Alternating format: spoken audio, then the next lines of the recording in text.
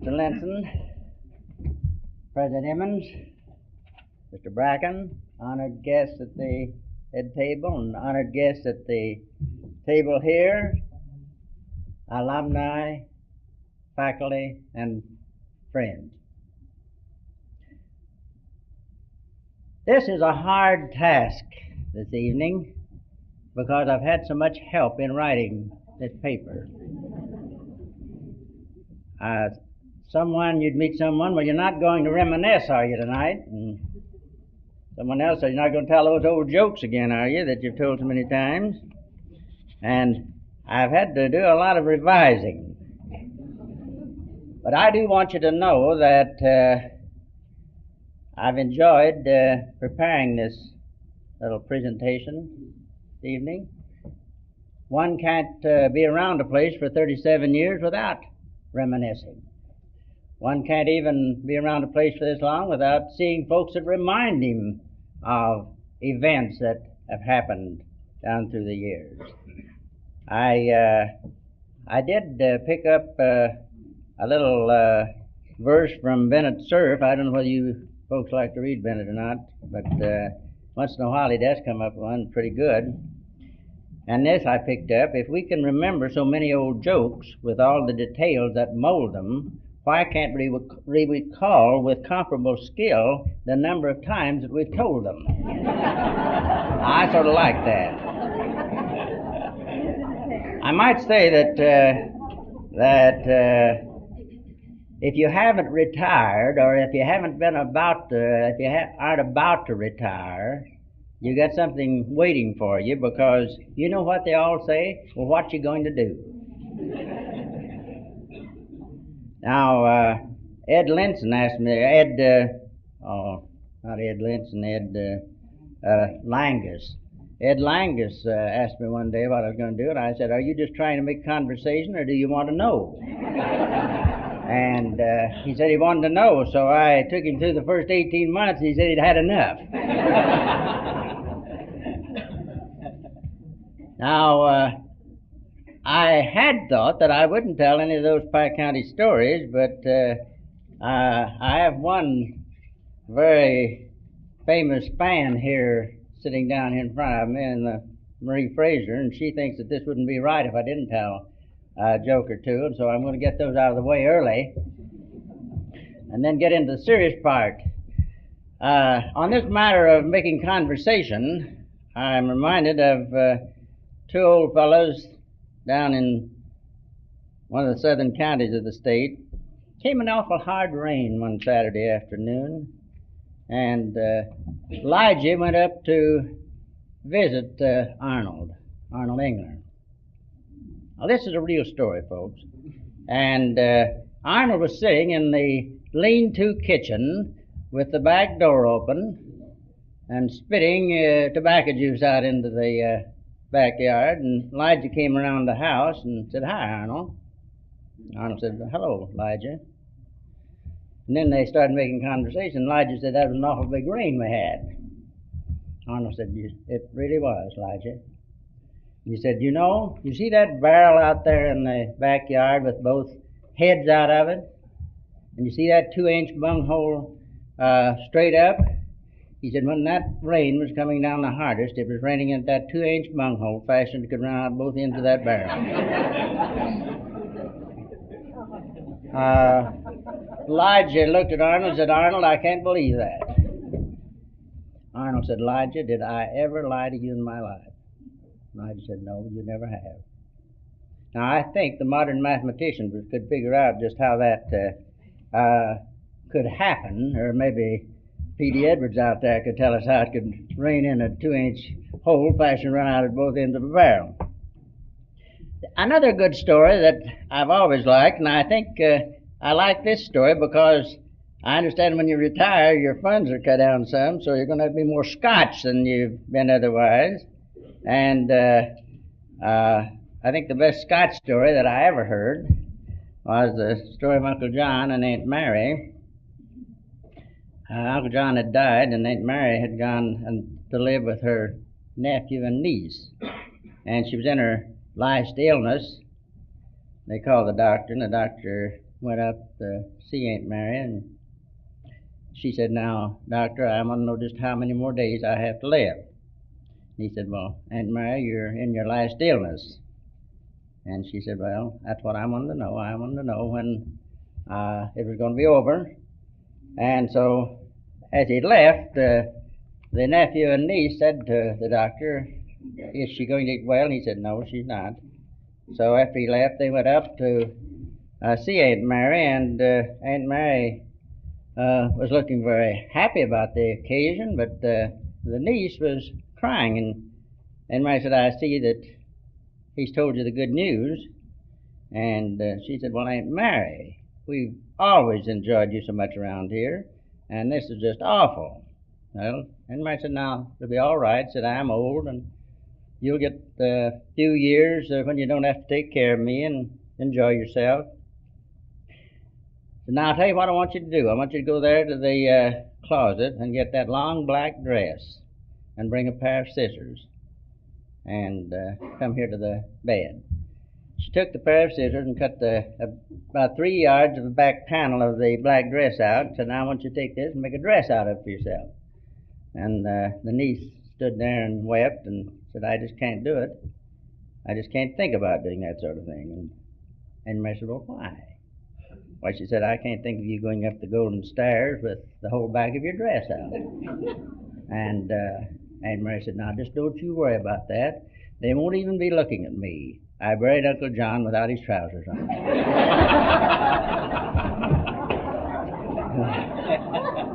Now, that's really being Scotch.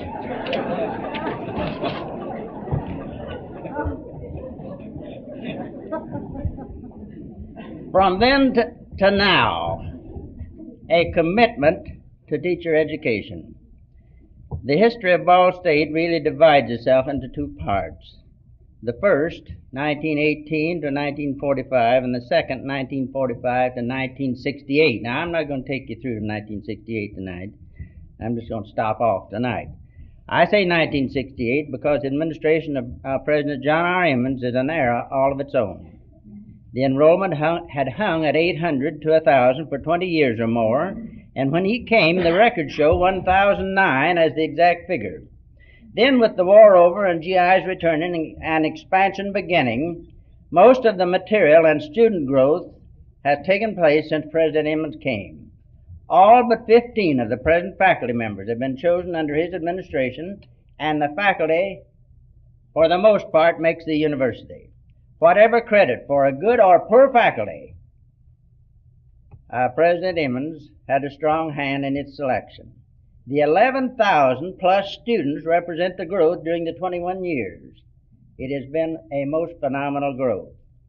Interestingly enough, it isn't easy to write about these 21 years because I have been surrounded by it. In the middle of it, one can't get off and take a hard look. It is too much a part of one. It's like seeing the good and the bad in one's children. One can't get perspective.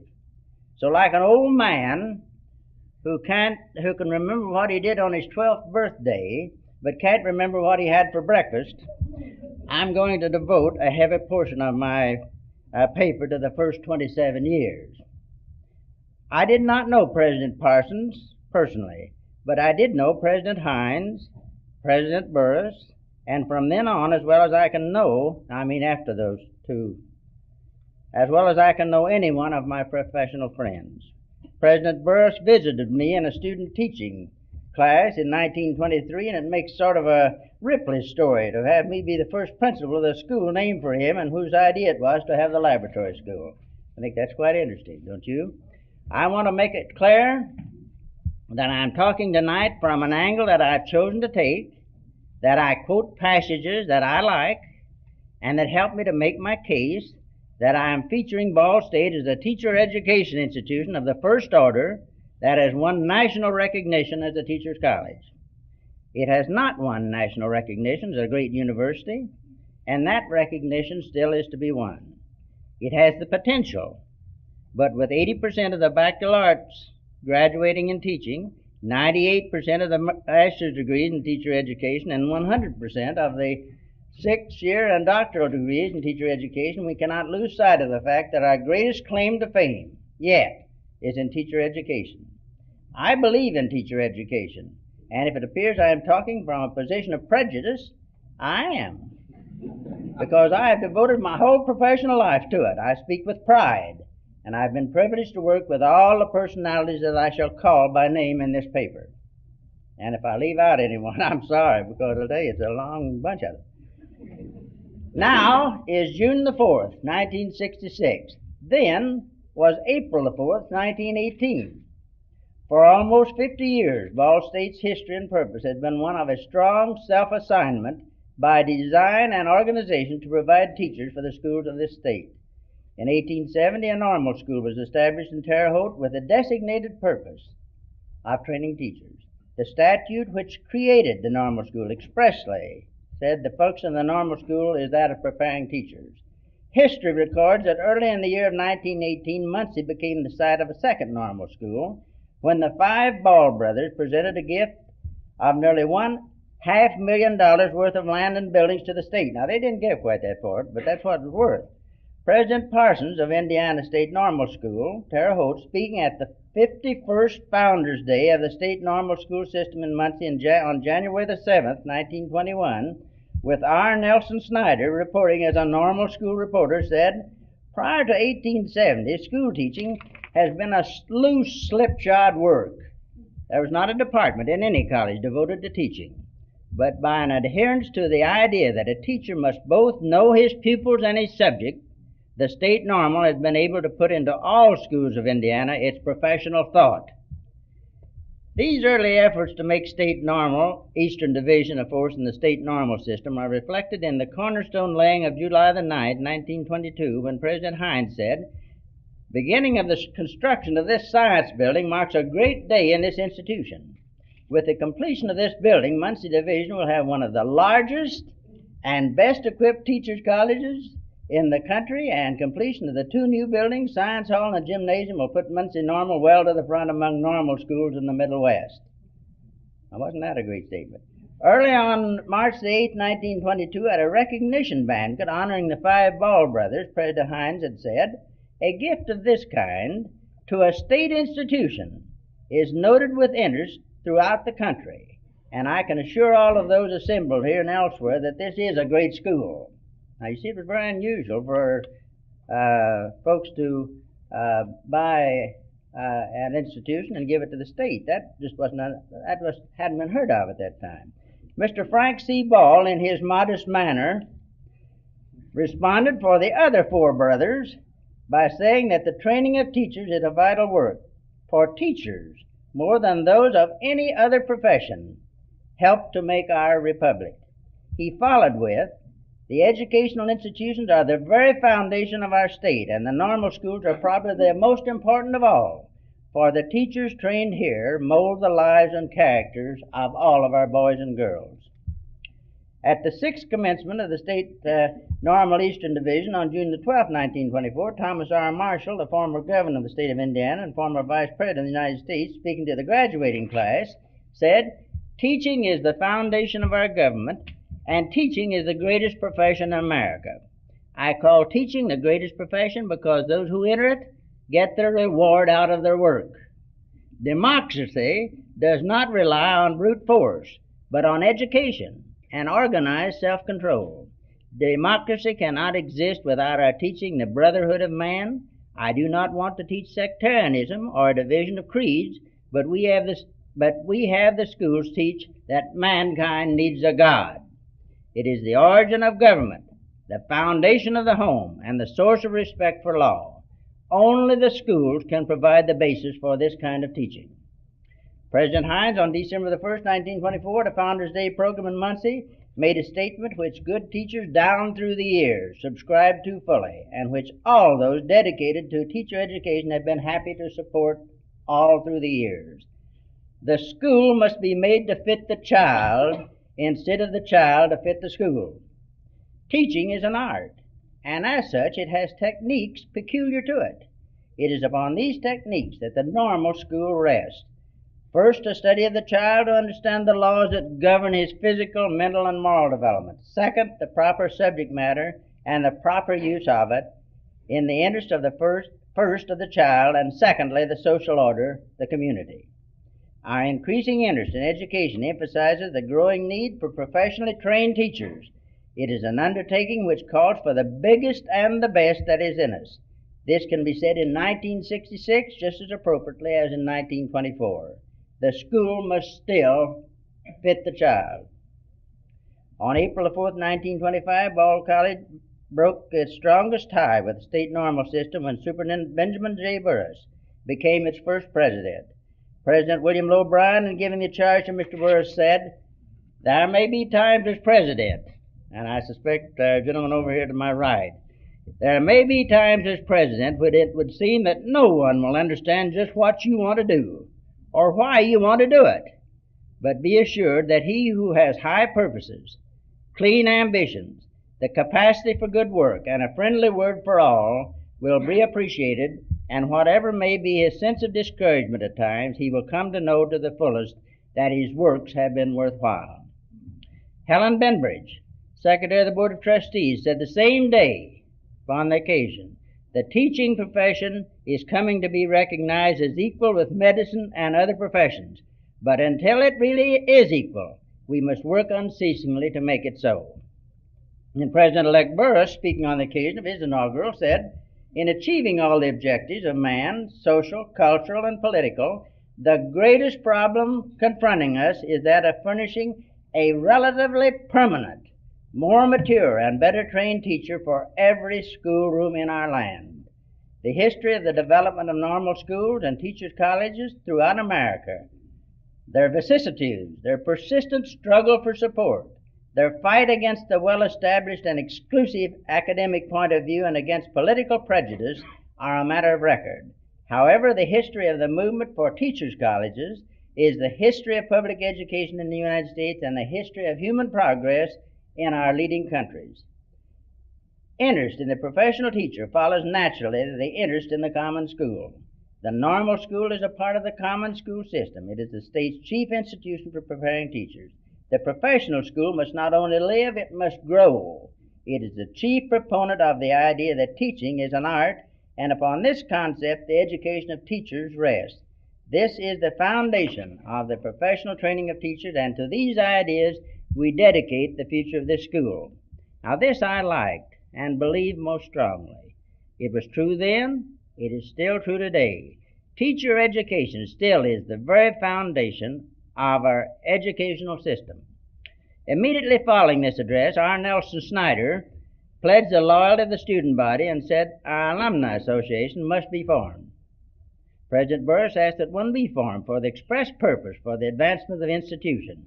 I do not know, Mr. Lenson, when it was formed, but apparently here the germ of the idea was first sown, and President Burris asked for its beginning on April 4th, 1925, and Nelson Snyder followed the mandate given him because he did start the Alumni Association of this institution. But President Burris was not destined to have a lot of time for Ball College. On April 30th, 1927, just days over 2 years from his inaugural speech, he passed suddenly, and in the words of the reporter for the Muncie Star, beneath a peaceful plot in Crown Hill Cemetery, Benjamin Jackson Burris lies to sleep time away. That statement expresses in a sad manner the feeling of the times. He was only 43. But Benjamin J. Burris had left his stamp on the institution and had brought to the institution during his 2 short years several persons who were to make history at Ball State and carry out some of his dreams. Among these were W. Wagner, Harry N. Fitch, L. Harper Whitcraft, P.D. Edwards, and I suspect Lawrence Hurst, sitting over here, came at that time, and there may be others.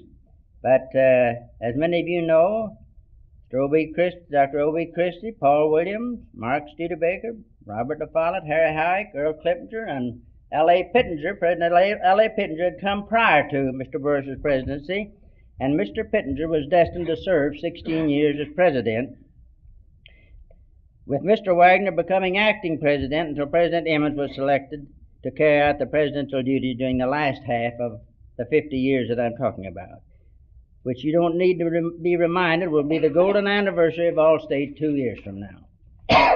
A committee Yes, a committee was chosen at President Burris's death, composed of Professors Clippinger, Wagner, Pittenger, Train, and Breeze to carry on. President Pittenger was chosen president July the 16th, 1927. Incidentally, he had been president of Eastern Indiana Normal Institute for a year in 1907 and had been on the faculty at Ball State from 1920 to 1927. I thought maybe some of you didn't know that, some of you younger folks, that President Pittenger was president over here twice. President Pittenger at his inaugural made some statements worth repeating here tonight. Ball State must have a genius all of its own. Now, I like that statement very much, and it holds it again tonight. Our problem is to train teachers to instruct the incoming generation in such a manner that they know and appreciate life to the best possible ends. We must have scholarship, but we must have more, for we are not only searchers after truth, but teachers trying to present to prospective teachers, trying in the wisest and most skillful manner of inspiring and developing thought in others. Our profession does have a technique, as yet little analyzed, but clearly evidenced by the experience this or that teacher stands as a significant developer of our minds. Our task is not easy. It is as subtle as the Spirit itself, and work tirelessly as we may, it will be years before we are a scientifically organized profession. And wasn't he right? We should be pledged to work at Ball State College, and here I like this statement.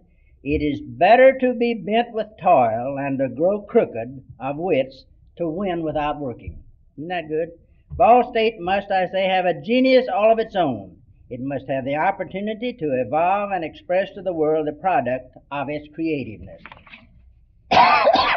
All children of the state are entitled to an education as nearly equal as possible, but this desire for equality and systematic efficiency should not sacrifice our originality and interest in generating new ideas.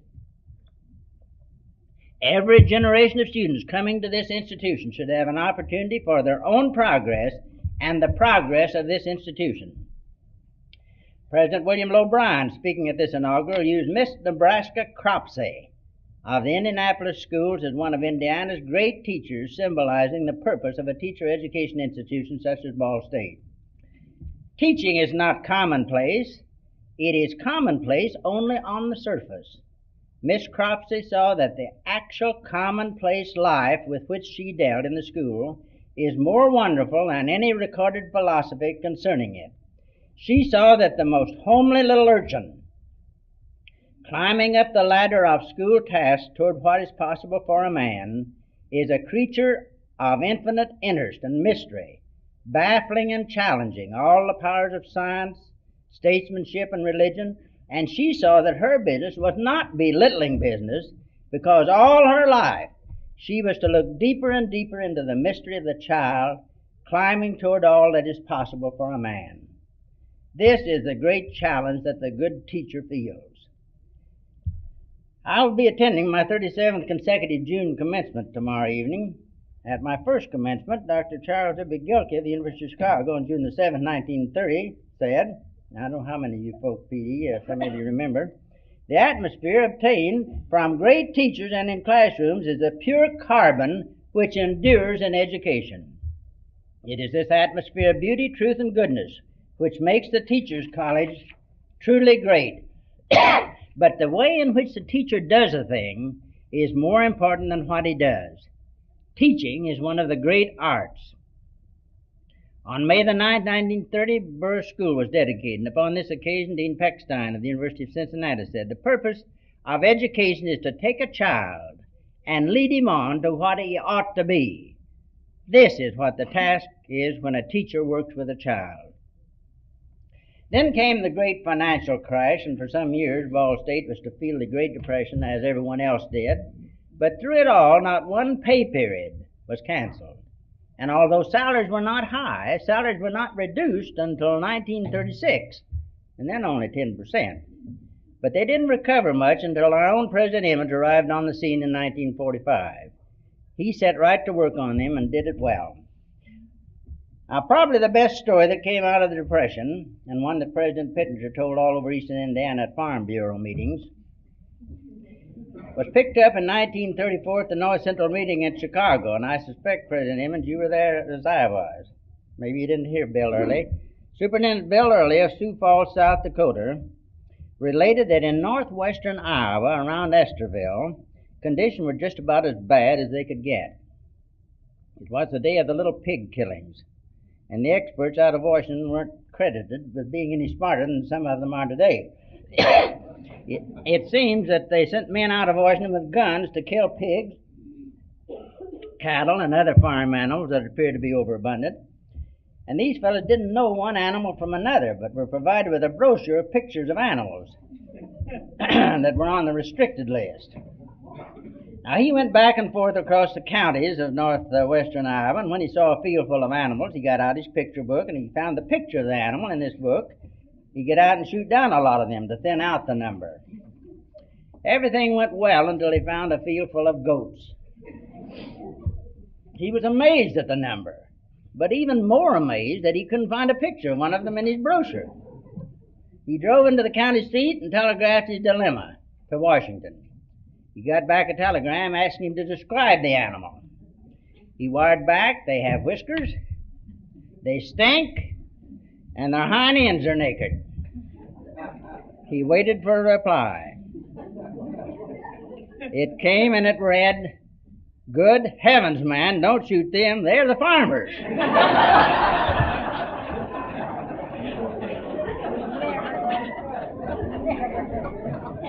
Now this just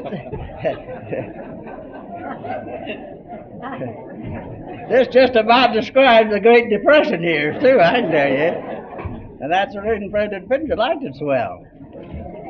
Then came another great milestone in the history of Ball State, when we finally got around to putting up a fitting memorial to the 5 Ball brothers. To tell you the truth, Beneficent was cast and delivered before the Depression set in. But times got so bad, she rested in the upstairs of a local factory until times got good enough to take up a public subscription for the construction of the memorial. Perhaps it meant most to us because we all did really sacrifice to erect it, and so far as I know, not a single person ever grumbled. President Glenn Frank of the University of Wisconsin was the speaker, and he said so well, what those of us who knew of the 5 Ball brothers and knew the Ball brothers, that is worth reminding ourselves this evening, and I want to read this. 5 great philosophies of life are reflected in the lives of the Ball brothers who founded this college. They have been animated by the conviction reflected in the Epicurean philosophy of life that they must develop themselves to the full if they were to have selves worthy of giving to their generation. They have been animated by the conviction reflected in the Stoic philosophy of life that they must steel themselves to carry heavy burdens and discharge hard duties, and in so steeling themselves develop the high art of self-control. They have been animated by the conviction reflected in the Platonic philosophy of life that in the scale of values they must subordinate the lower to the higher and distinguish clearly between essence and appearance. They have been animated by the Aristotelian philosophy of life that they must achieve and maintain a living sense of proportion and bring a balanced judgment to bear upon the affairs of their time. And they have been animated by the conviction reflected in the Christian philosophy of life that selfishness is not even intelligent self-interest, and that life is barren unless fertilized by love of one's fellows. This was our heritage from our institution's founders. President Pittenger knew his strength and energy was faltering, and without warning to the faculty resigned as president effective January the 1st, 1943. I guess he was entitled to the rest because, after all, he had turned 80 years and 10. His was a fine term of office, and the editorial in the Ball State News of December the 18th, 1942, aptly states his contribution to Ball State. He has not led the school in a material sense only, but in a spiritual sense as well. Through him, students have found a goal worth attaining. He wrote the bill that made possible the Burris Laboratory School in the months just prior to becoming president, and then became president to carry out the contract made possible by the statute he had composed. Mr. W.E. Wagner became acting president for 6 months, but the term extended for 2 years and 2 1/2 years. At the end of his term, he was mortally stricken with leukemia and was finding it increasingly hard to carry out his duties. But upon his appointment as acting president, he said Ball State will continue to be an important teacher training institution. President Pittenger said in defending his sudden resignation, Channing Pollock said, all things pass, and this too must pass. So I too must pass. Mr. Wagner was a good acting president, the best that could have been found. He had been everything to the college, and he was completely devoted to carrying out the ideas and dreams of both President Burris and President Pittenger, and he did it with great imagination and fortitude of his own. Then he had that never-to-be-forgotten Dr. Noyer as his dean. In Noyer's final talk to this Alumni Association in 1959 in our You an Intellectual Sleepwalker, in one of his choicest bits of wisdom to those who thought they were educated, said, the bachelor's degree is only a license to continue learning. On the occasion of the 25th anniversary of its founding, Mr. Wagner, who was then acting president, said, surely we will become a teacher's college preparing teachers who shall rank among the nation's best. Noyer, on the same occasion, said, this college has never lost its sense of direction. Its main function has been to serve as a high professional college of education. Now I come to the last 23 years, but especially the last 21. We have 2 to go, left to our imagination. Perhaps President Emens will tell you about them when he talks. This period can best be described as a period of growth and expansion where more students come every year than came the year before. Try as hard as he could, President Emens has not been able to really catch his breath on the great expansion bulge that has hit all institutions of higher education and is becoming more critical year by year. The only place in public education, and now higher education, that there are not shortages in number of children and learners that show up to be taught. Too few buildings, too few residence halls, too few faculty members, too few dollars to do really what every president of a higher education institution sincerely wants to do. And let me say right here that Jack Emens has done as well as anyone could do or be expected to do under the pressures of the times, and he's done excellently throughout his long service to the university. What did they say of him when he came, and what did he say? On May the 11th, 1945, Mr. W. Wagner said, he brings to the college a wide range of training and experience in the public schools and teacher education. On the same day, President Emeritus L.A. Pittenger said, I should think he and Ball State will make a good team. He has a fine background for teacher training. On his first appearance before a convocation, he was very relaxed and in a sparkling manner said, I don't know whether you'll like me or not, but I know you'll like Mrs. Emens. September the 21st, 1945, he's quoted as saying, we have grown to be one of the 3 or 4 outstanding teachers' colleges of the United States. Now we have to live up to the reputation we have achieved. On November the 2nd, 1945, in President Emens' first address before the Alumni Association, he said, we are well aware of the dislocation in supply and demand of teachers, and one of the finest services alumni can render to this college and state is to locate outstanding students in schools who possess adequate characteristics to qualify them for teaching. On the occasion of his inauguration on April the 12th, 1946, President Emens pledged his every effort to uphold its best ideals and traditions and to continue to extend its services. Then he made an interesting forecast that is interesting to relate. If the United Nations can be made to work, we may be standing on the threshold of world peace. Now, I guess he missed that one a little. President Emeritus L.A. Pittenger then remarked, among other things, this college has been our hope, our pride, and our every minute's interest for 20 years. President Emens could stand tonight and say truthfully, this college has been my pride and my hope and my every minute's interest for 21 years. Dr. Henry Hill of Peabody College on this occasion observed that Ball State Teachers College is conducted for the primary purpose of preparing men and women for good citizenship on the profession of teaching. One of the great tributes to him who has led us in our endeavor to carry out our primary purpose to date is symbolized in the Emens Community Auditorium, a tribute, unique and cooperative endeavor of school and community to build a shrine to culture and to the everlasting improvement of our total community life. It is indeed a beautiful expression of gratitude to President Emens and the man and the president.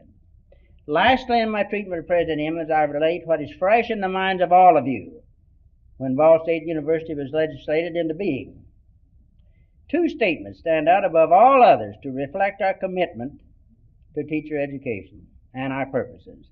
President Emens said, "I reaffirm the school's commitment to superior teaching, to challenge young people, to pledge cooperation with the community which has nurtured the school, supported its programs, and encouraged its endeavors and its mission to serve the public schools and the people of the Commonwealth of Indiana." Mr. Alec Bracken, President of the Board of University Trustees, said, and I listened to the tape, Mr. Bracken, so I know you said this, "I know the function of Ball State University is an expanding one, but I do not for one moment forget our, I want to get this right, but I do not for one moment want to forget our continuing responsibility to train skilled teachers. We became great as a teacher education institution, and we should continue to make this one of our great purposes. We need people who can go out into our schools and into our colleges. This does not mean we will not expand our function as an institution of higher education, but we are a leading education institution in the country in teacher education. The greatest testimony to President Emens' faith in teacher education is reflected in the construction in the very center of the campus of the Teachers College building, which has been started and which should be completed and dedicated by him on the occasion of the golden anniversary of Ball State University. And in the year in which he, like President Pitcher, will say, "All things pass, and I too must pass." But before this happens, there's much to be done. As has been pointed out, our history has been a Ball State Teachers College committed almost totally to the matter of teacher education, even yet heavily engaged in preparing teachers, but the scene is changing, and it must be recognized and admitted. Whereas during the first 40 years of this institution's operation, one could scarcely find a faculty member who was not first and foremost a teacher dedicated to teacher education and to teaching, and saw himself as a professional in teaching, the scene is changing some, and one of the signs of the change is I know recently. For the first time in the history of this institution, the Faculty Senate voted not to dismiss at the time of the annual State Teachers Association convention in October. It was possibly the thing to do, because many faculty members, unlike the faculty members of yesteryear, are not taking advantage of the opportunity to meet with their former students, now teachers, and engage in a convention about teaching children. Now, I regretted this action, but this is the times.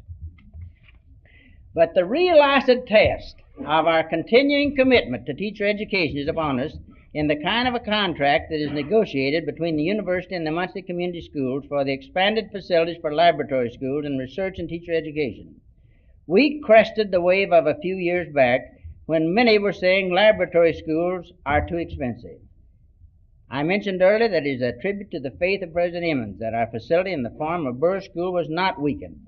Here, too much cannot be said in gratitude to the leadership in the Muncie schools for the cooperation through the years with the college and now the university. What now is the perplexing question? The university is 12 times larger than when the Burr School was built. Burr is the same in size or slightly less. More emphasis now is being placed upon early childhood education, preschool education, and far, far more on research and teacher education. The graduates of Burr School are a living testimonial that the university has provided an education as good or better than that provided for other children in the Muncie Community Schools, which is what we have to do to carry out the mandate of our contract. The research of the last 30 years stands up with what came out of other laboratory schools across the country. The use of the school as a laboratory and demonstration center for pre-student teaching is at the top across the nation. This we know as an established fact. There is to be a change, and no one is opposed to change. The entire west end of Muncie has become a heavy population center, and a new high school must be built. But it cannot be built without strong recognition of the teacher education institution which is located in the very center of it. The people of this area are strongly oriented to the necessity for education for their children. They believe in education at both the public school level and the post-high school or university level. Emphasis has again been focused on the need for the laboratory school and teacher education. A wave of new construction of laboratory schools and research and development centers in teacher education has moved all over our nation. It is becoming a national program. Great institutions that have never had laboratory schools are making plans to develop a laboratory school or R&D centers, research and development centers. Schools that discontinued them are attempting to recover from their mistake in phasing them out, and we have remained strong right through this all up to now. The next immediate months and year will be the test for the university. With our history of faith and our record of success, I see no reason to believe our present university administration or that to follow will have any less conviction than that of President Benjamin J. Burris or President L.A. Pittenger, nor that the present Board of Trustees of Ball State University have any less vision than that of Mr. Sanford Keltner or Mr. F.C. Ball, and we have Mr. Bracken's own words to give us the faith to believe, nor do we dare to believe that the administration and board of the school city of Muncie will be any less enlightened to the necessity for making the great mission in teacher education of Ball State University stronger than the vision and imagination of Superintendent Frank Allen and Mr. Will White of that time, when the idea was in its infancy and Burris was built and the first contract negotiated. A new proposal has now been submitted to the Muncie Community Schools, and we're currently awaiting word from them. There's only one way to go, and that is one in which there is strength, cooperation, confidence, and a belief that good teacher education is dependent on research, experimentation, experiences with children in learning situations that are a laboratory in teaching. Our great leaders in the past knew it and acted. Our leaders now and in the future will be even more aware of the necessity and will be motivated by this need. It is the hour of redefinition and recommitment to cooperation and faith. I believe they will meet the challenge looking ahead and upward. After back. The university cannot limit its concern to teacher education. A university is a group of colleges, and the organization itself will reflect its multiplicity of purposes. Each college will see its function carrying out the purpose of the university and devote its energy, imagination, and service to that end. The new College of Architecture, now in its very early stages, is a good example of this. No one would expect the College of Architecture to contribute much to the teacher education program, and no doubt students will soon be enrolled in the College of Architecture of Ball State University. If a school of medicine should come to the university, the same will be true, and so it goes. However, we are sure to have many development pains in the years just ahead, and we are having them now. Some are saying we can be unique because of our great tradition in teacher education, and all our colleges would be solidly dedicated to teacher education as our departments were dedicated when we were a teachers' college made up of many departments. We are currently enrolling students in the same general manner as Ball State University, as we were a year ago when we were Ball State Teachers College. Identification of students as teacher education students is in the same manner as the university and is almost, if not the same, as it was when Ball State Teachers College was Ball State University was Ball State Teachers College. This is a problem still to be resolved, and whether the university will identify the student by the program in which he's working or by the college or school is yet to be worked out. I am sure the university is in good hands, and I am sure that when reorganization is completed, the institutional structure will continue to be firm for teacher education. It is not by accident that one of the colleges is known as the Teachers College, and this college of all the colleges of the university must be totally and completely dedicated by function and purpose to teacher education and service. How it will be able to carry out its function will depend upon the way the university administration sees the Teachers College function in a university setting. This is yet to be resolved. We are now becoming university, and teacher education is one of the great areas of the university, and as I just said, will continue to be so. Now, in conclusion, let me refer to two great movements that came and went during the 37 years that I'm looking at here tonight. In 1929, when the Burris School was opened, progressive education was at its height. Our greatest task was to make the school that President Pittenger had said it was, and make it as good as he said it was. The idea gave great emphasis to the school because together with progressive education came the concept of the child-centered school. It was good to be challenged to make the school different and staff the school with teachers who were dedicated to the idea that the school must fit the child and that each child has an inherent worth that must be respected. It gave us a great boost for being and becoming a part of a college already devoted to turning out teachers that believed that all children were worth our effort. The other movement, almost as forceful while it blossomed, was the life adjustment movement initiated by Charles Prosser, who observed that only about 20% of high school graduates actually go to college, yet the schools were run as if they were all going to college and the needs of 80% were being ignored. Both movements shone brightly and seemed to burn out, but both ideas have affected schools in our day more than any other two movements in my judgment. Why? Both put focus on the dignity of the child and his needs, and both were basically sound in the concept that the school exists for the child. They have indeed made all schools and all teachers conscious of the one great purpose of the school, the need of the learner. Indeed, Ball State has had a long history of dedication and commitment to preparing teachers, and you have noted that each president, from President Parsons to and including President Emens, has been a man deeply grounded in teacher education by preparation, experience, and conviction. Each unerringly guided the efforts of the institution toward the purpose for which most students entered, to be a teacher. And may I, in closing, trustingly hope that Ball State University will always graduate many teachers, not unlike Miss Nebraska Cropsey, who, as a symbol of an ideal teacher, saw teaching not as a belittling business, because the teacher all her life is to look deeper and deeper into the mystery of the child, climbing toward all that is possible for a man. This is what it means to be a great teacher.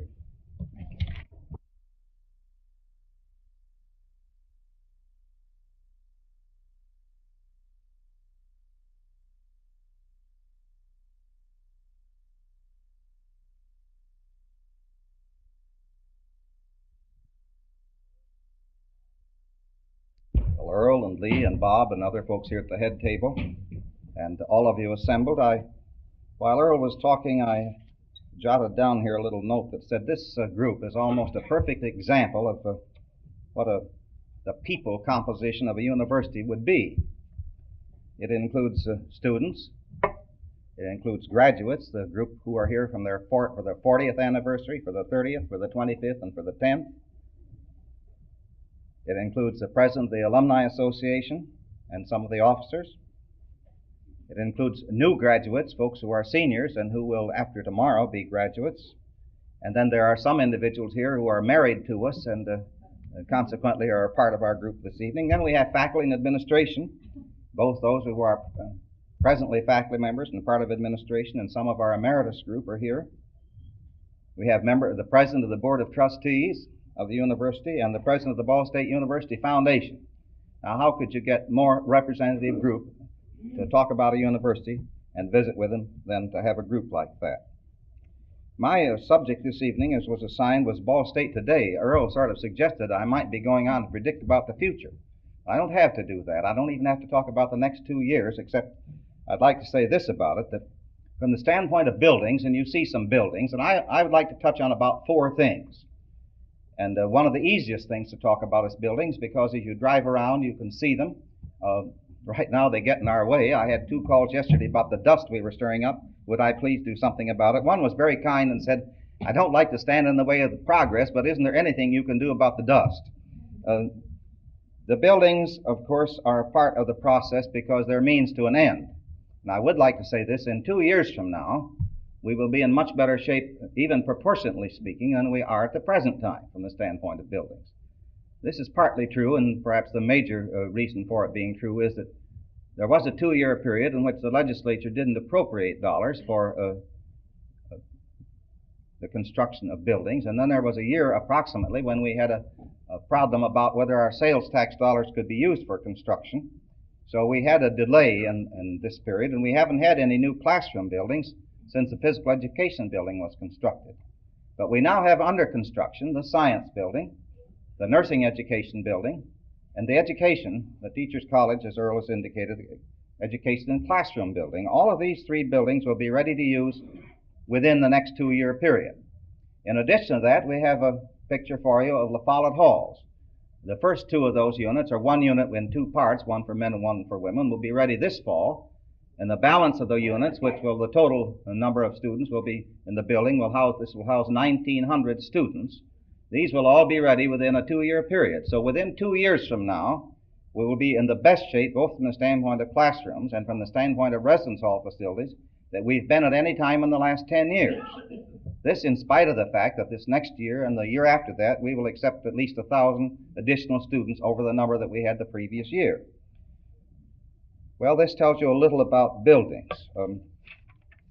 I think it's interesting also to note that this week's newspaper, I could have said more about the La Follette buildings, and I think I will, simply on the basis that it gives us an opportunity to mention that the rest of the unit, with the La Follette pictures, as you see his portraits, which will be hung there, the Brayton, Knotts, Mish, and Woody residence halls are a part of the La Follette halls for the women, and the Clevenger, Edwards, Hurst, and Shales units for men, and the Shively unit for the graduate students who will be housed, a section of it. Now, we announced this week in the newspaper, with the approval of the board, the trustees, the new residence halls that will be called the Johnson units. And this will be another unit approximately like the La Follette units. And the rest of the halls within them will be named the Max and Vernal Carmichael. It's a little difficult to name two different ones Carmichael, so we're going to have one Carmichael and name it for both of them. Paul Royalty Hall, Fred Smith Hall, Basil Swinford Hall, Francis Botsford, Anna Lotaber, Martha Elizabeth Stone, and Angie Wilson Halls. These will be integral parts of the new one. This is on the drawing board. We have units coming off in 66, 67, and 68 here, and then the next ones will be started.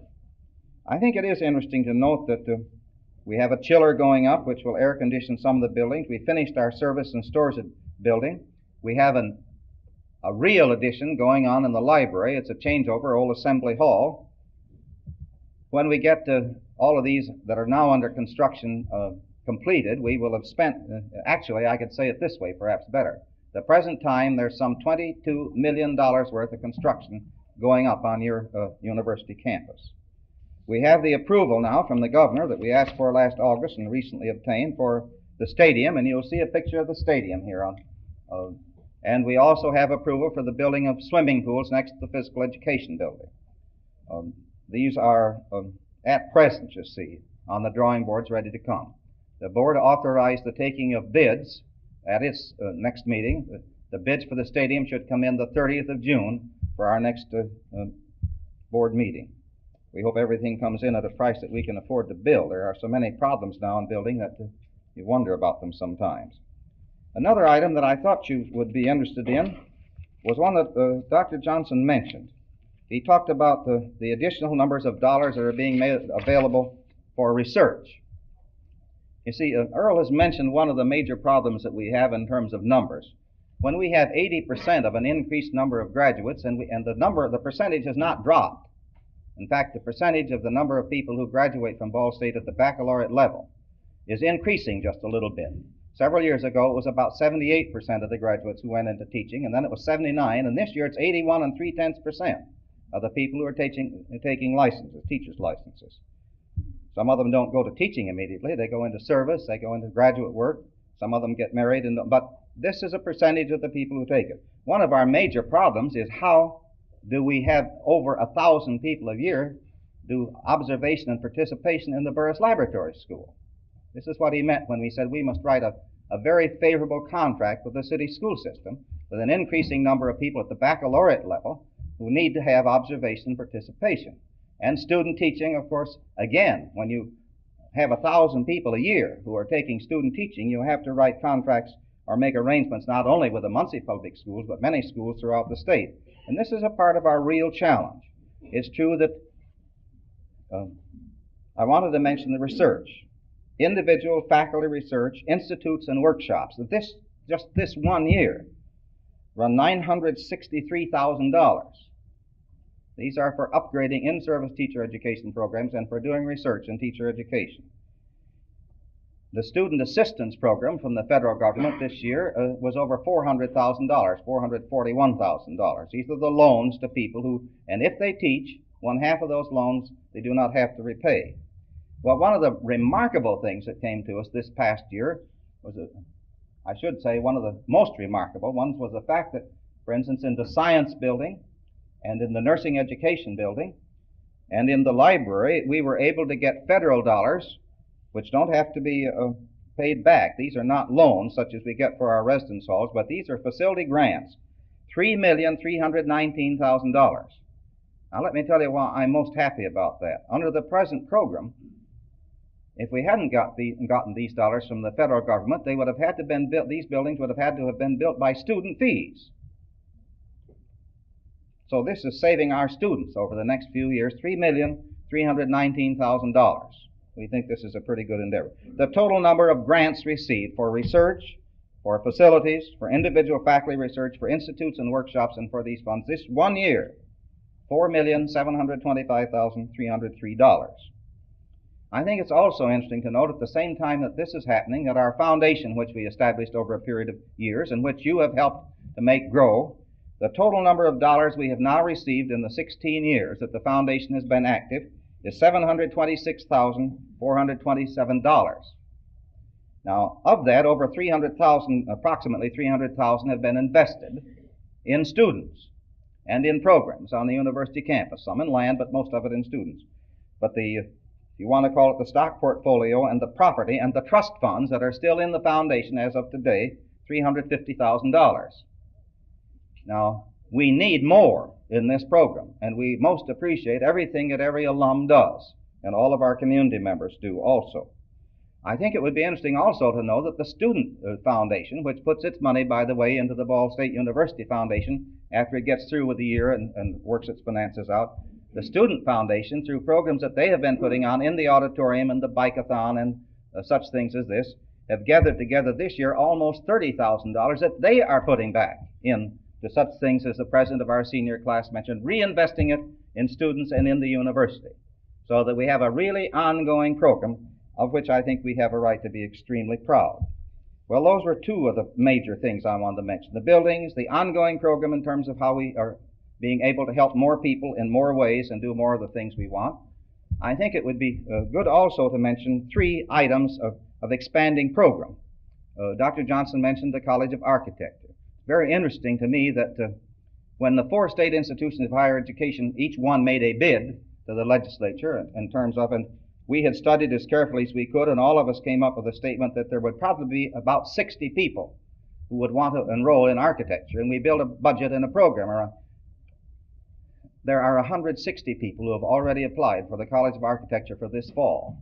160, not 60, but not 100, but 160.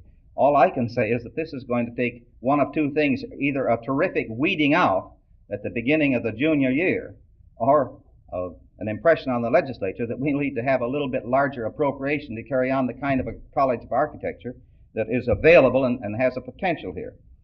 Secondly, our School of Nursing, the Department of Nursing, has had over 150 people indicate their interest in this program, and this is a very well ongoing one.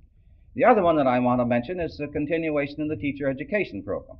As you know, we started the doctor's degree, I reported to you, and we have two programs at the doctorate level which now have full accreditation by the North Central Association, and we have 5 new ones that have preliminary accreditation. These are all 7 in teacher education, as we have ended, so that our doctoral program will be in total fields of teacher education. They are in guidance and counseling, school administration, elementary education, social science education, English education, art education, and science education. These are the programs that we are developing, and we are having, I don't want to say too many applicants, but we are having a sufficient number of applicants for the doctoral fellows, and also for the total program, so that it's quite evident that these programs will be expanding and will be developing. I've tried to be very brief and say these are the way things look today. Buildings, dollars, programs for the future. We already, we're sorry to say, in April had to say to students, we're sorry, we have no more facilities for classrooms to take any more students for next year, except if you wish to come in December when we'll have some room, or if you wish to come next March. And we already have a whole series of people that are enrolled and admitted for next March, as well as those in February, and our fall enrollments are closed except for a few people who may be able to find a place to stay that we don't know about yet. Thanks for coming back. It's always a real pleasure to have a chance to visit with you briefly.